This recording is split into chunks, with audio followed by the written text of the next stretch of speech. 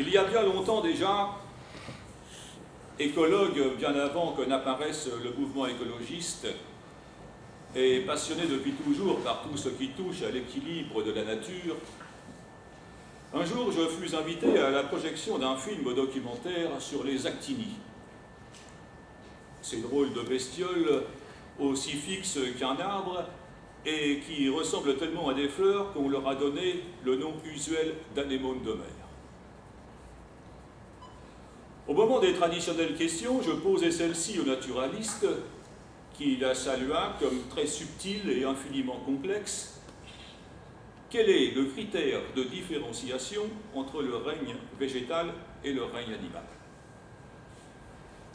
Aujourd'hui, ma qualité de chercheur en anthropologie culturelle me vaut souvent cette question similaire, tout aussi subtile et complexe.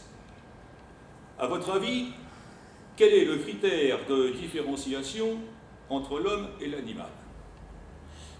Ce à quoi je réponds toujours, très loin en cela des paléontologues, c'est quand il a été doué de parole.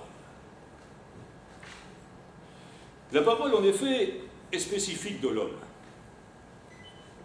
Les animaux possèdent un système de communication, mais ils relèvent essentiellement de la mimique.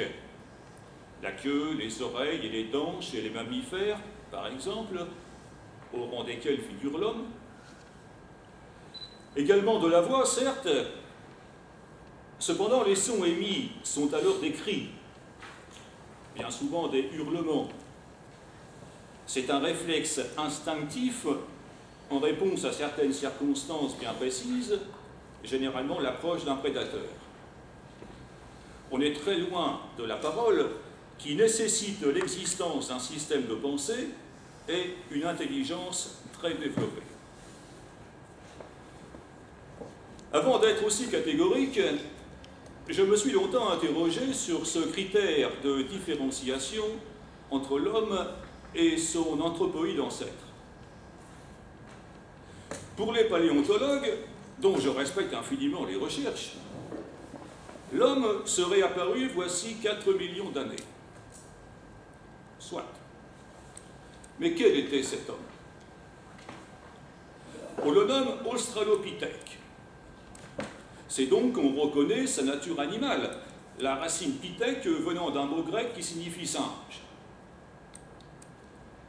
Effectivement, c'était un grand singe entre le gorille et le chimpanzé. Il couchait dehors, à même le sol ou dans les arbres.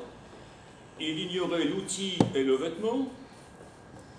Quant à situer son niveau intellectuel, il lui faudra attendre 2 millions d'années avant qu'il découvre l'outil.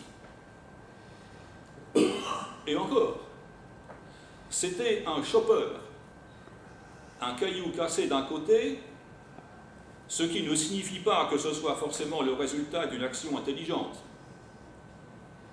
Que l'on lance un caillou sur le crâne d'un mammouth, ou que ce caillou mal lancé heurte un rocher, on obtient spontanément ce genre d'outil, simple résultat d'un choc et pas forcément d'une percussion volontaire.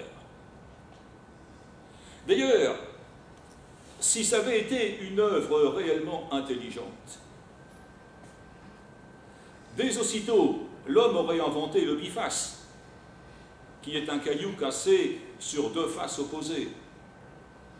Or, il faudra attendre encore 1 million d'années avant que ce geste apparaisse. L'homme alors couchait toujours à même le sol, il n'avait pas de vêtements, il vivait à l'état sauvage, comme tous les animaux. On est loin de la définition de l'homme tel qu'on l'entend. Il faudra attendre encore 1 demi-million d'années, vers 500 000 avant nous, pour que cet hominidé maîtrise le feu.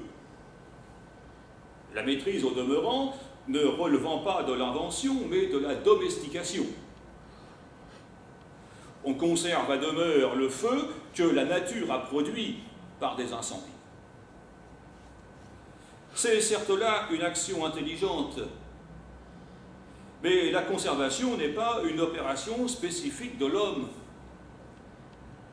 Elle est connue de certains animaux, entre l'écureuil, par exemple, qui conserve ses noisettes dans le creux d'un arbre en prévision de l'hiver, ou l'ours blanc, qui enterre ses proies dans la neige à l'approche de l'hibernation, en prévision de son réveil au printemps. 4 millions, 2 millions, 1 million, un demi-million. C'est intéressant déjà de remarquer cette progression arithmétique où à chaque stade, le chiffrage est divisé par 2.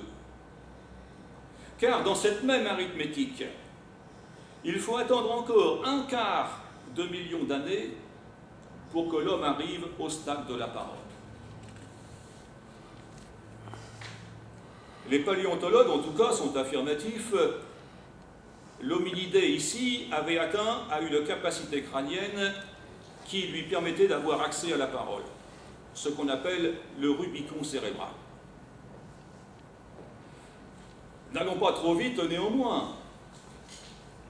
Constater que l'homme était capable de parler ne signifie pas pour autant qu'il parlait.